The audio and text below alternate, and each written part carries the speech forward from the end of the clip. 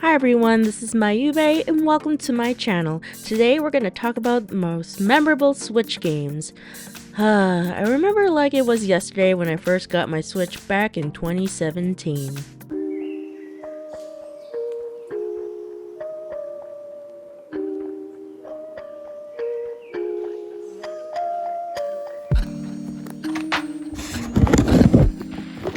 Woo, hi there. Yeah, great times. Anyway, so I asked a group of fellow creators what their most memorable Switch games would be. Alright, let's get rolling.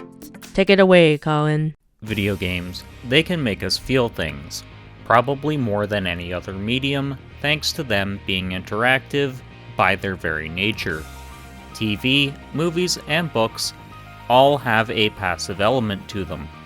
But despite their passive nature, each one can be memorable experiences. In the mid-2000s, video games began shifting away from being just about fun mechanics. They evolved into a medium where you could have an emotionally gripping narrative and super immersive gameplay. This was something developers could only dream of in the 80s and 90s. For a little while, this was a novel concept. However, it's becoming clearer by the day that gaming needs to move away from the cinematic narrative experiences and go back to a time where both the gameplay and story work in harmony, which is something my pick for most memorable game accomplishes. My pick, which happens to be Ys 8 The Lacrimosa of Donna, came at a time where I was feeling stuck in my life, which is actually a theme somewhat tackled within the game's narrative. While this isn't represented in the mechanics of the game, the fact the storyline resonated so much for me made it a memorable time. But it's a trend I've noticed with games from Nihon Falcom. They tend to come at the exact point in my life I need to hear the message they present. For Ys 8, it's about finding your path in life, sticking to your guns, and forging the path you wish to tread. But enough deep thoughts. What else made this game memorable for me? That's where the gameplay comes in. On its surface, Ys 8 is no different from any other action RPG on the market. It's rather simple on its surface, so what makes the gameplay memorable for me? It's down to the fact the locations found on the Isle of Seiren are ones you'd actually find interesting to explore if it weren't in a life or death situation Adol finds himself in throughout the game's narrative. The island itself is beautiful, even if the shoestring budget and the fact it was originally a PlayStation Vita game show at times. But Ys in its modern iterations scratches a certain itch only very old RPGs seem capable of. You want to explore every nook and cranny to see what secrets you'll uncover, along with combat that's simple to pick up, but really hard to master. If you're able to string together flash guards and flash moves together, slowing enemies in place so that you can whack away at them without getting punished for it is super satisfying. Couple that with the amazing music from Falcom sound team JDK and you have a game that is more than the sum of its parts. You have characters who will stick with you long after the credits roll, gameplay that keeps you hooked until the very end, and music that you'll want to listen to outside of the game, because it's just that memorable. In fact, you'll have been listening to Sunshine Coastline while I've been waffling on, which, if I'm being honest, is a song I could see myself blasting on road trips with friends during the summertime, which would probably annoy some of them to no end. But hey, that satisfies the little gremlin in my brain that loves annoying people. If I was to use an analogy to describe Ys 8, it's like going on a spontaneous road trip with friends. None of you is prepared for what you're going to experience, and at times, it might be stressful. You might even have a bunch of fun along the way, and you'll end up making a lot of great memories in the process. Ys 8 is light and breezy on its surface, but the deep messages will stick with you. I've waffled on enough though, thanks for having me as part of this collab. Can't wait to see what the other creators have chosen, and until next time, keep blazing that trail. Hey everybody, Manga Man Chris here. You guys can call me Chris, and thanks again, myubae, for letting me be part of this awesome collab. And so my most memorable Switch game is easily Fire Emblem Three Houses. The storytelling and the plot alone puts it up there for me, but it's also, I would say, not only the most memorable, but I'd say the most influential, because this game got me into so many other sort of tactical RPG genres or games, sorry, that I would have never looked at had I not played this game first. So not as only my most memorable, but it is definitely probably my most influential. The story in this, the way the characters all progress, and kind of how you can kind of change how the story goes depending on what characters you have on your team, and who you pick sides with, and who you transfer into your classes and stuff like that. It's just such interesting storytelling, and then the combat itself is insanely good. Like, comparing this game to Fire Emblem Engage, this game blows Engage out of the water. Engage was fine, but this game is great. Yeah, so this one is definitely my most memorable Switch game, without a doubt. For storytelling, really broadening my horizons into the tactical strategic RPG genre. Like right now, I'm playing Valkyria Chronicles 4, which I would have never done had I not played this first.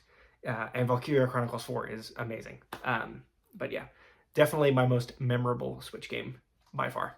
So yeah, that's what I picked, and I can't wait to see what everyone else picks. Don't forget to support everyone who's collabing with us in this video. My Instagram is MangaManChris, YouTube's the same, MangaManChris, and yeah, can't wait to see what everyone else picked. What's going on, everyone? I am the Mad Belmont. Thank you so much to myubae for having me on for this video. I greatly appreciate you, my friend.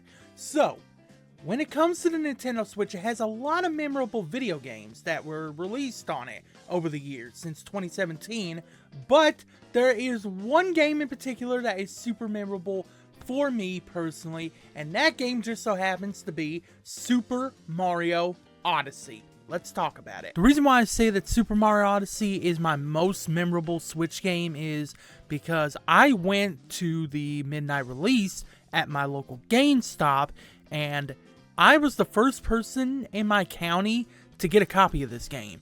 I was so hyped for it. It was one of the reasons why I actually went and got my Switch back in 2017, was because I did not want to miss out on that game or Breath of the Wild. But, of course, I did not miss out on those games, and I had actually just beaten Breath of the Wild, like, literally the day before I went over to that GameStop for that midnight release, and I had a fantastic time there, just chatting with fellow gamers, chatting about what we think about Super Mario Odyssey, what we think the game's gonna be like, where we think the story's gonna be. All those memories that I have of that midnight launch are the main reason why it's so memorable to me. And then I go home and I play the game, and the game is fire.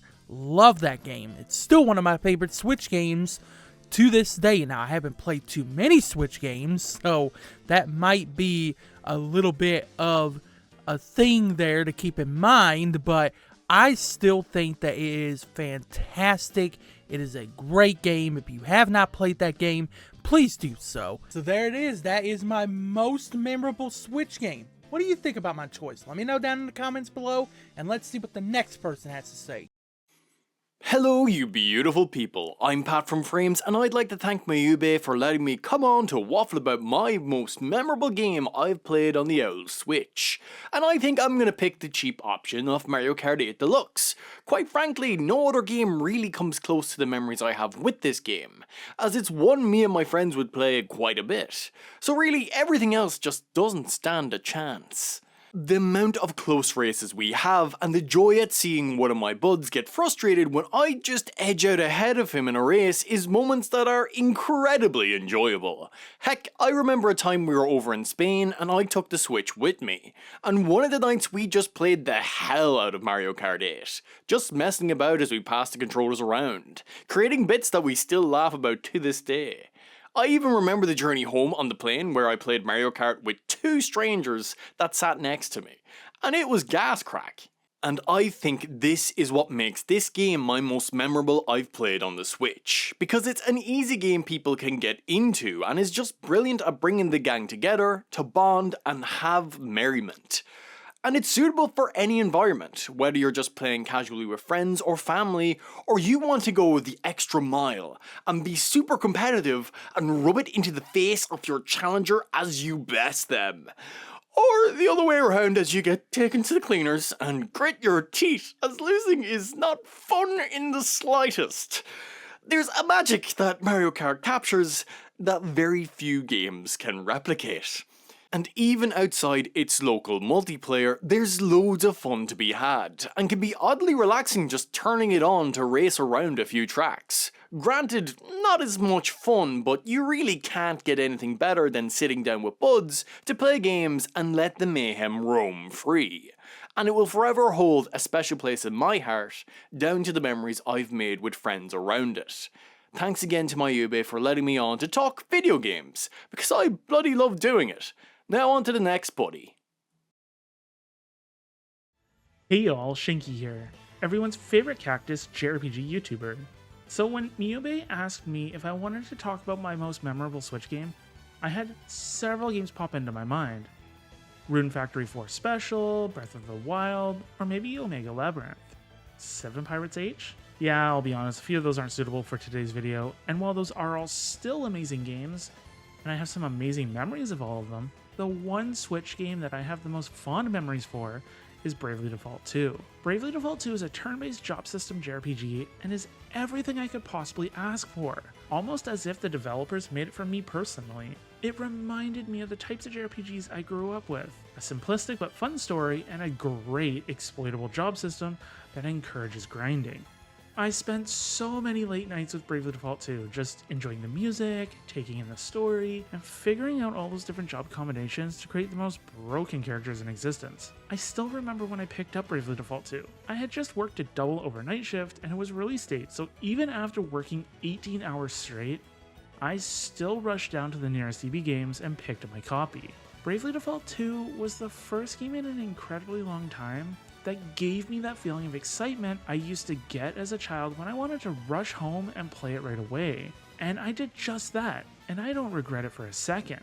I have always adored the Bravely series, and finally getting a new entry in the franchise is part of why I knew I was in for something special. And I'll tell you, special it was. I will never forget my first experience with Bravely Default 2, and it still sticks with me to this day. So thank you so much for having me on myubae to talk about Bravely Default 2. And if you want to hear more about Bravely Default 2, among other JRPGs, hopefully I see you over on my channel, Shinky JRPGs. Until the next one, everyone, have a wonderful day.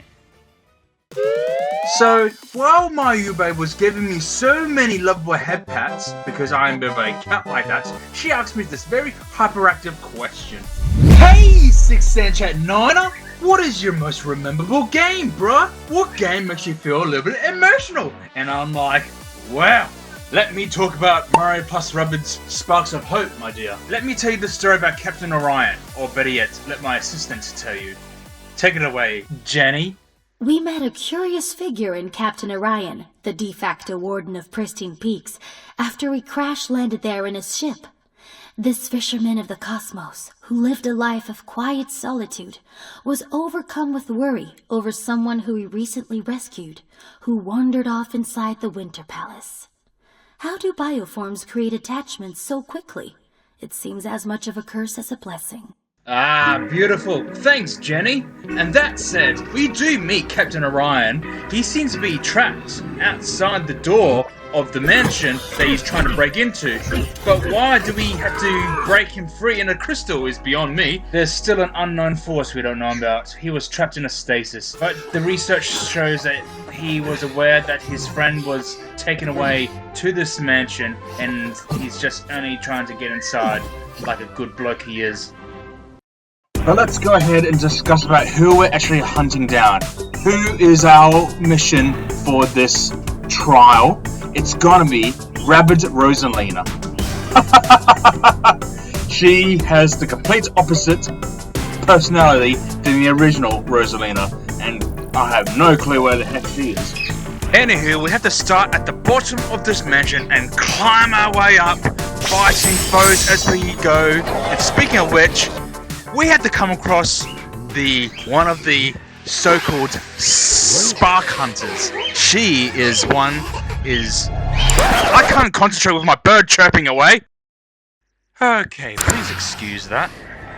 So this wretched fiend of a spark hunter who's been causing a lot of trouble, she seems to be very acknowledgeable when it comes to Edge, who is on our team. I believe there's some kind of mutiny involved, but that's a story for another time. So after fighting foes and reaching up to the top layer of the mansion, this is where we find Rabbit Rosalina. She seems to be doing her own thing, studying and reading books. But the captain seems so blessed to finally see her beloved friend again. But, oops, plot twist, he gets captured, and now we have to fight to save him. And I love how Rabbit Rosalina is so fed up with it already. She has like the most lazy attitude. There's a mysterious unknown conflict between Edge and Midnight, but that's something for you to check out in your own time. myubae, thank you so much for having me, and everyone else, thank you for listening to me. Now, enjoy the next person, my dudes. What's up, everybody? It's Hartless. I haven't seen anybody in a while, but, you know, once in a while I get asked to do stuff like this. I was asked to do my most memorable video game, and you know what? I'm gonna have to say it's the whole Mario Party series. That's right. I got them all on GameCube, and still play GameCube. Actually, this copy of Mario Party 4, we've had it since the game came out. I don't know how we've still had it, but yeah. This is my most memorable game. I love this thing. It's amazing. Been playing it since high school. Somehow, we got rid of the GameCube we had, but then we had a Wii. Then we had a Wii U, and we just played over the years. My brother's buddy actually bought another Wii so we could actually play the game. And it's just been a delightful blast. 2 years ago, we actually unlocked a super special stage for Bowser. And to me, like, Mario Party is just all about having fun and screwing everybody over that you love. That's right. Friends, family, it doesn't matter. I play with friends and family. We get violent, we get mean. You're supposed to steal stars, screw everybody over, and just win and get the most stars. But then you also have the bonuses of most around the board, most money spent, this, that, everything else. It's a really good game. I highly recommend you check it out. There's also Mario Party on Switch, and probably coming to Switch 2. I don't know, though. I don't have Switch 2. I pre-ordered one, but I said screw it. But thanks, yeah. Definitely check out any of the Mario Party series. Like, it's a great game. Thanks. My most memorable Switch game has to be The Legend of Zelda Breath of the Wild. This game was my first Nintendo Switch game I played on my console. I mean, like for other fellow first-time Switch owners. After waking up in the Resurrection Cave, when Link runs outside of where you oversee the land of Hyrule, it is truly breathtaking. You slowly have this sense of adventure and curiosity as you go through the land.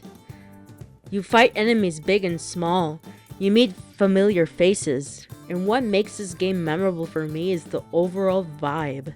And after not playing the game after a while, it still leaves some excitement in playing, or even replaying makes this game really good.